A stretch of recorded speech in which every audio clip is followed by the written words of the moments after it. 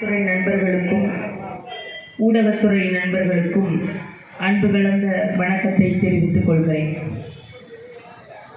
நேற்றைய முன்தினம் இதே இடத்தில்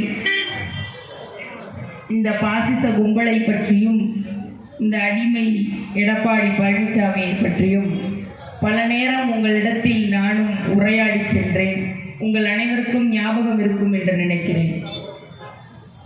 இவர்களை பற்றி பேசி பேசி இவர்களினுடைய இந்த கபட நாடகங்களை எல்லாம் உங்களிடத்தில் சொல்லித்தான் ஆக வேண்டும். ஏனென்றால் மறப்பது மனிதனுடைய இயல்புதான். இருந்தாலும் அதனை நாம் நினைவுபடுத்தி கொண்டே இருக்க வேண்டும் என்பது நம்முடைய கடமையாகி போகிறது. ஒன்றியத்தில் ஒரு ஆட்சி மாற்றம் ஏற்பட வேண்டும் என்பதால் நாம் கட்டாயம் பல இடங்களில் இவர்களை பற்றி பேசித்தான் ஆக வேண்டியதாகிறது. இன்றைய தினம் ஒரு ஒப்பற்ற நாள். அண்ணல் அம்பேத்கர் அவர்களினுடைய பிறந்த தினம். இந்த நாளில் இந்த இடத்தில் என் அன்பு சிவகங்கை மக்களிடம்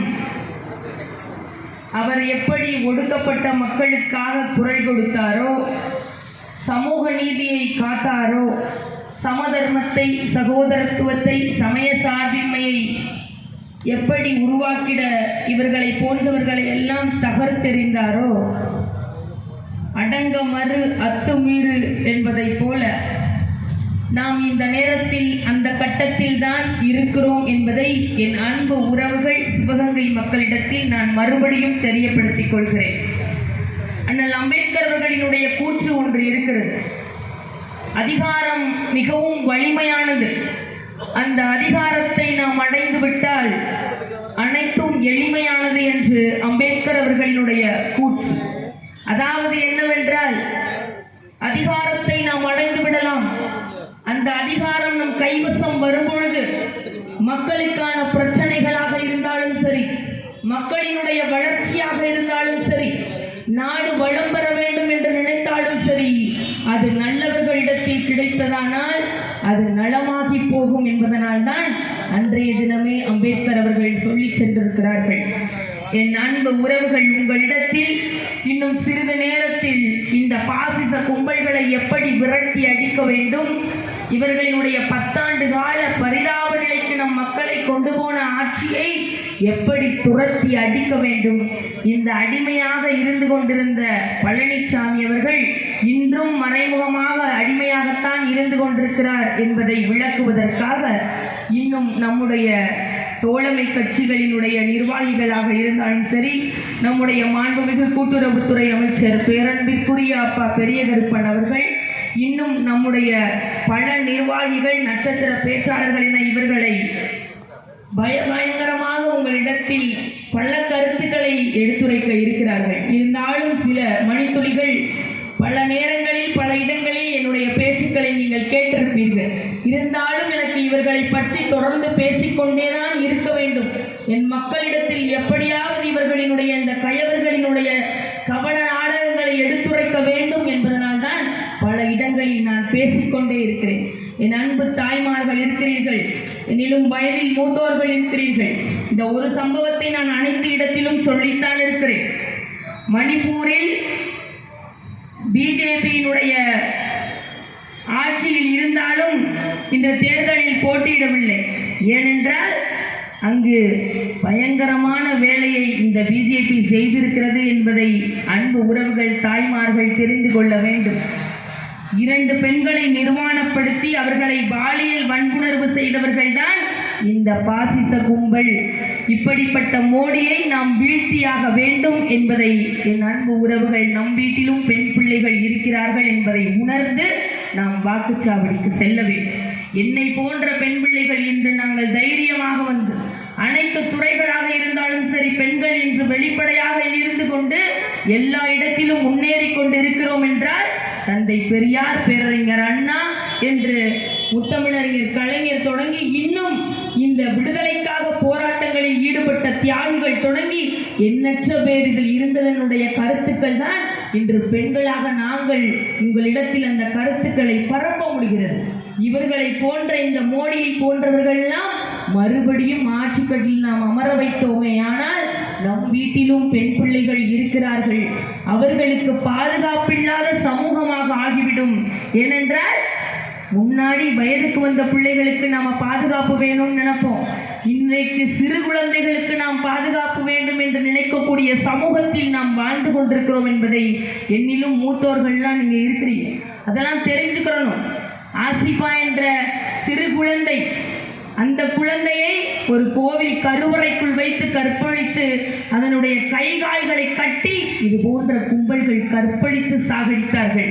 அதனுடைய ஆன்மாவெல்லாம் இவர்களை சும்மா விடாது என்பதை என் மக்கள் ஒவ்வொருவரினுடைய எண்ணங்களிலும் பதிய வைத்துக் கொள்ள வேண்டும். இந்த சிவகங்கை வாழ் மக்கள் அனைவரும் ஈரம் உள்ளவர்கள், இரக்கம் உள்ளவர்கள், மனிதாபிமானம் உள்ளவர்கள், மனசாட்சி உள்ளவர்கள் என்று நினைத்தீர்களே. ஆனால் நாம் வாக்குச்சாவடிக்கு செல்லும் பொழுது இந்த மோடியை ஓட ஓட விரட்டி அடிக்க வேண்டும் என்ற ஒற்றை நம்பிக்கையோடு நாம் வாக்கு செலுத்த வேண்டும். அப்படி செலுத்தினால் மட்டும்தான் இந்த ஒன்றியத்தில் ஆட்சி மாற்றம் உருவாகி ஒரு நல்லதொரு சமூக நீதி உடைய, சமதர்மம் உடைய, சகோதரத்துவம் உடைய ஒரு நல்லாட்சி தொடரும் என்பதை உங்களிடத்தில் தெரியப்படுத்திக் கொள்வது. மோடி இப்பொழுதுதான் வருகிறார். தேர்தல் நேரத்தில் பரப்புரை என்ற உடனே ஒவ்வொரு பிஜேபி காரர்களுக்காகவும் பேசுவதற்கு ஐயா மோடி வருகிறார். முன்பு எதற்காக வந்தார் மோடி? எதற்காகவும் வரவில்லை. வெள்ளம் பெருக்கெடுத்து ஓடியது தென் மாவட்டங்கள், எல்லாரும் தொலைக்காட்சியில பார்த்திருப்பீங்க. என்னுடைய அம்மாமார்கள்லாம் உட்கார்ந்துருக்கீங்களே. வெள்ளம் சென்னையில இருந்து எங்கிட்டு தென்காசி, திருநெல்வேலி என்று தென் மாவட்டங்கள் முழுக்க வெள்ளம் பெருக்கெடுத்து ஓடி கூரை வீடுகளில் இருந்த மக்கள் கூட சாப்பிடுவதற்கு உணவில்லாமல் அவ்வளவு பயங்கரமாக பெய்த மழை, பயங்கரமான வெள்ளப்பெருக்கு. நம்முடைய முதல்வர் ஸ்டாலின் அவர்கள் அடிக்கடி நான் டெல்லிக்கு சென்று இந்த பிரதமரை பார்க்க வேண்டும், என் மக்களுக்கு நிவாரணத் தொகை வழங்கி நான் அவர்களை காப்பாற்ற வேண்டும் என்று நினைத்த போதெல்லாம் இவர்கள் அவருக்கு அனுமதி கொடுத்ததே இரவு நேரத்தில் தான். எங்க மத்தியானமோ காலையிலே கொடுத்தா கூட அவர் நம் மக்களுக்காக போய் நின்று விடுவார் என்று நினைத்துக் கொண்டு இந்த மோடி அரசாங்கம் அவருக்கு கொடுத்த அனுமதி கூட இரவு நேரத்தில் தான் கொடுக்கிறார்கள். அதையும் பல நிதி நெருக்கடிகளை தாங்கி அதையெல்லாம் தாண்டி கொண்டு நம்முடைய முதல்வர் அன்பு மக்கள் இந்த வெள்ளப்பெருக்கில் வேதனைப்பட்டு வீடுகள் இல்லாமல் அன்றாட உணவுகளை இழந்து பச்சிளம் குழந்தைகளை வைத்துக் கொண்டிருந்த மக்களுக்கு நம்முடைய முதல்வர் ஸ்டாலின் அவர்கள் 6000 ரூபாயை வழங்கினார். அதையெல்லாம் நாம் மறந்துவிடக்கூடாது. இதற்காக நான் உங்களிடத்தில் நினைவுபடுத்துகிறேன் என்றால், இன்னைக்கு வந்து மோடி பேசுறாரு, அவர் பேசுறது நமக்கும் புரியாது, நம்ம பேசுறது நம்ம என்ன பேசுறோம்னு அவருக்கும் புரியாது, அவர் என்ன பேசுறாரு நமக்கும் புரியாது. இப்ப வந்து நின்றுகிட்டு எதோ பேசுறார். நம்ம ஊர் கோவையில் இருக்கக்கூடிய மாரியம்மன் பெயர்களை எல்லாம் சொல்கிறார். நீங்கள் வெள்ளப்பெருக்கு எடுக்கும் பொழுது ஏன் மோடி வரவில்லை என்ற கேள்வியை உங்களுடைய மனசாட்சியிடம் நீங்கள் கேட்டுக்கொள்ள வேண்டும். ஏன் மோடி அப்ப வரல? ஏன் பத்திரிகையாளர் கேட்கும் போதெல்லாம் ஓடுறாரு?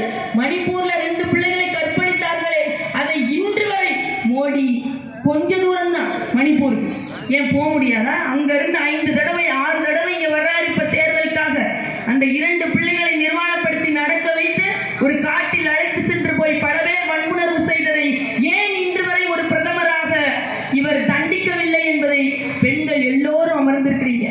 எல்லாரும் கேள்வி கேட்கணும். இன்னைக்கு வந்து நின்றுகிட்டு நாங்கள் தான் மலர்வோம் மலர்வோங்கிறாங்க. ஒரு காலத்தையும் தாமரை மலரவே மலராது.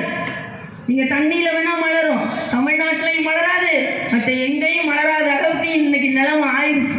ஏனென்றால் இந்த 10 ஆண்டு கால ஆட்சியில் மோடியினுடைய நிலைமை மிகவும் மோசமான ஆட்சியாக தலைகீழாக திரும்பி பார்க்க வைக்கிறது நம் மக்களை. அதையெல்லாம் நீங்கள் உணர்ந்து வாக்களிக்க வேண்டும். நீட் தேர்வு இது மட்டும் இல்ல, இன்னும் எண்ணற்ற நாசகர திட்டங்களை கொண்டு வந்து நம்மை அழித்து விடுவார் மோடி என்பதை என் அன்பு உறவுகள் சிந்தித்து பார்க்க வேண்டும். நீட் தேர்வு கொண்டு வந்தாங்க. இன்னைக்கு மருத்துவம் என்ற வார்த்தையை சொல்வதற்கு நம் பிள்ளைகள் பயப்படுது. 12ஆம் வகுப்புல நிறைய மதிப்பெண் எடுக்கிறார்கள், ஆனால் மருத்துவத்தை எடுத்து படிப்பதற்கு நம் பிள்ளைகள் தயங்குகிறார்கள். ஏன்?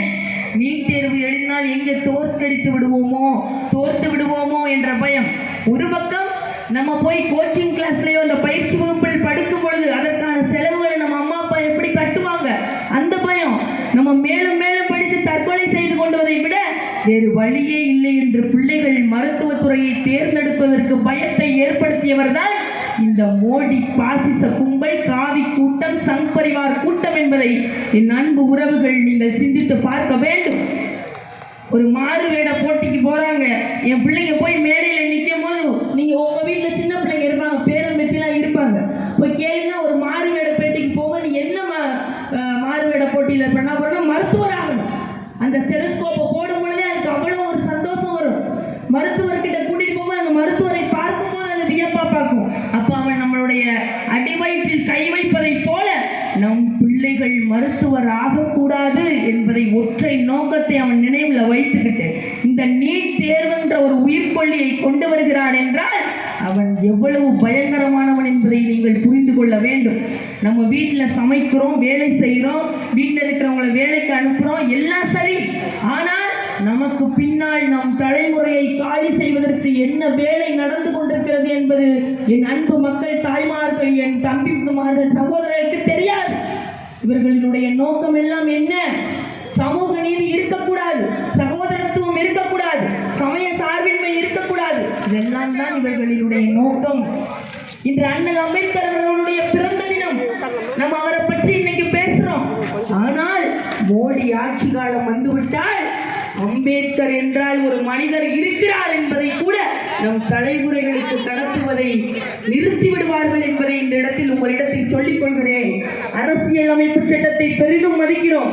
எண்ணற்ற வழக்கறிஞர்கள் இருக்கிறீர்கள், நீதிபதிகள் இருக்கிறார்கள், நீதித்துறையை பெரிதும் மதிக்கிறோம். ஏன்? அதற்கெல்லாம் மூலாதாரமாக இருக்கக்கூடிய நமக்கு அரசியல் சட்டத்தை வகுத்து தந்த மாவேதை, சட்டமேதை அம்பேத்கர் அவர்களை நாம் நினைக்கிறோம். எதனால்? அந்த சட்டத்தில் என்ன சொல்கிறது? எல்லோரும் சமம், சமூக நீதியே சரியான நீதி, ஈக்குவல் ஜஸ்டிஃபை அப்படி என்பதை நம்முடைய அரசியலமைப்பு சட்டம் நமக்கு வகுத்து தந்திருக்கிறது. அப்ப இந்த மோடியினுடைய நோக்கம் என்ன? அரசியலமைப்பு சட்டத்தை தூக்க வேண்டும். அந்த அரசியலமைப்பு சட்டத்தை அகற்றிவிட்டு நீங்கள் சொல்லுகின்ற நான் தான் உயர்ந்தவன், நாம் எல்லாம் கீழே உள்ளவன், தாழ்ந்தவன் அப்படின்னா என்னது? நம்ம அனைவரும், அவர் மட்டும்தான் உயர்ந்தவர், அவருக்கு யாரெல்லாம் இருக்கிறாங்களோ, அவருக்கு யாரெல்லாம் ஒத்திருக்கிறார்களோ அவர்கள் எல்லாம் உயர்ந்தவர்கள். கார்ப்பரேட் நிறுவனங்கள்ல அம்பானி, அதானியருக்கெல்லாம் தாரை வார்த்து கொடுத்து கொண்டிருக்கிறார் இந்த மோடி, அவர்கள் எல்லாம் உயர்ந்தவர்கள். நம்மை போன்றவர்கள், கூலி தொழிலாளி வேலை செய்பவர்கள், இன்னும் பாமர மக்கள், வறுமை கோட்டிற்கு கீழே உள்ளவர்கள், நாம் அனைவரும் அவருக்கு தாழ்ந்தவர் என்ற நிலையை உருவாக்கி விடுவார் மோடி என்பதை உங்கள் வீட்டு பிள்ளையாக, சகோதரியாக, மகளாக நான் சொல்வதை ஏற்று இந்த முறை நீங்கள் வாக்கு செலுத்த வேண்டும். அதே போல்தான் அடிமை எடப்பாடி பழனிசாமியையும் சாதாரணமான ஆளாக நினைத்துவிடக் கூடாது. இன்னைக்கு என்றமோ புனிதரை போல நாங்கள் பிஜேபியை விட்டுவிட்டோம் என்று மேடையில் பேசிக் கொண்டிருக்கிறார். ஆனால் பிஜேபியை அவர் விடவில்லை. மறைமுகமாக இன்னும் அவர்களது பாதங்களை தாங்கிக் கொண்டு பல்லை காமித்துக் கொண்டிருக்கிறார் பழனிசாமி என்பதை என் அன்பு உறவுகள் புரிந்து கொள்ள வேண்டும். ஒவ்வொரு மேடையிலும் வந்து நின்றுகிட்டு என்னைக்காவது பிஜேபியை பற்றி பேசி இருக்கிறாரா? மோடி அவர்களை பற்றி பேசி இருக்கிறாரா? இல்லை. ஏன்? பயம். அவர் அங்க பாதத்தை தாங்கிக்கிட்டு இருக்கும் போது இத்தனை காலம் பிஜேபி பாதத்தை தாங்கிட்டு இருந்தாரு பாருங்க. அப்ப அவங்க எதிலெல்லாம் நீட்டுறாங்களோ அங்க கையெழுத்த போடுறது. அந்த வேலையை செய்து கொண்டிருந்த எடப்பாடியை தூக்குவதற்கான நேரம் வந்துவிட்டது. என் அன்பு மக்களே, நாளைய தலைமுறை நல்லவர்களாக வளர வேண்டும் என்று நினைத்தீர்களே, ஆனால் ஒன்றியத்தில் ஒரு ஆட்சி மாற்றம் உருவாக வேண்டும். கட்டாயம் இந்த மோடி வீழ்த்தப்பட வேண்டும். இன்னைக்கு சிலிண்டருடைய விலை 1200 தொட்டுவிட்டது. என் தாய்மார்கள் இங்க உட்கார்ந்துருக்கீங்க, 400 ரூபாய்க்கு நம்ம சிலிண்டர் வாங்கினோம். இன்னைக்கு அதனுடைய விலை எவ்வளவு? 1200 ரூபாய்க்கு வந்துவிட்டது.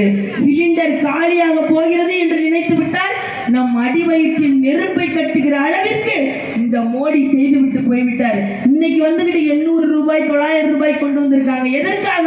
அந்த நாடகம் எதற்காக என்று நீங்கள் தெரிந்து கொள்ள வேண்டும். தேர்தல் வந்துவிட்டது, எப்படியாவது நம் வாக்குகளை பறிக்க வேண்டும் என்ற ஒற்றை நோக்கத்திற்காக இன்னைக்கு 800 ரூபாய் 900 ரூபாய் கொண்டு வந்திருக்காரு. இதையெல்லாம் இவர்கள் முகத்திரையை கிழிக்க வேண்டிய நேரம்தான் இந்த தேர்தல். நம் வீட்டில் பிள்ளைகள் இருக்கிறார்கள், நாளைய தலைமுறைகள் இருக்கிறார்கள். இன்னைக்கு நான் பேசிக்கிட்டு இருக்கேன்னா இங்க இருக்கவங்களுக்கு பேசுறேன். முக்கியமாக பேசுவது உங்கள் வீட்டில் இருக்காங்க பாருங்க, சின்னஞ்சிறு பிள்ளைகள், வளரும் பிள்ளைகள், படிக்கும் பிள்ளைகள். பிள்ளைகள், கல்லூரியில் பயிலக்கூடிய பிள்ளைகள், அவர்களுக்காக நான் பேசிக் கொண்டிருக்கிறேன் என்பதை தயவு செய்து நீங்கள் புரிந்து கொள்ள வேண்டும் என்பதை கேட்டுக்கொண்டு, இந்த தேர்தல் முக்கியமான தேர்தலாக இருக்க வேண்டும், இந்த தேர்தல் ஜனநாயக ரீதியான தேர்தலாக இருக்க வேண்டும் என்று எண்ணி ஏப்ரல் 19ஆம் தேதி நீங்கள் வாக்குச்சாவடிக்கு செல்லும் பொழுது அனிதாவினுடைய முகம் உங்களுக்கு ஞாபகம் வர வேண்டும். எத்தனை பேர் இவர்களால் கொலை செய்யப்பட்டார்களோ அவர்கள் முகமெல்லாம் உங்களுக்கு ஞாபகம் வந்து இந்த பழனிசாமியையும் தூக்கி எறிந்துவிட்டு நீங்கள் நம்முடைய ஒப்பற்ற சின்னமாம் இந்தியா கூட்டணியினுடைய சின்னமாம் கை சின்னத்தில் நம்முடைய வேட்பாளர் கார்த்தி சிதம்பரம் அவர்களுக்கு முதலாவது இடத்தில் கை சின்னத்தில் வாக்களிப்பீர்கள் என்ற நம்பிக்கையோடு விடைபெறுகிறேன். நன்றி, வணக்கம்.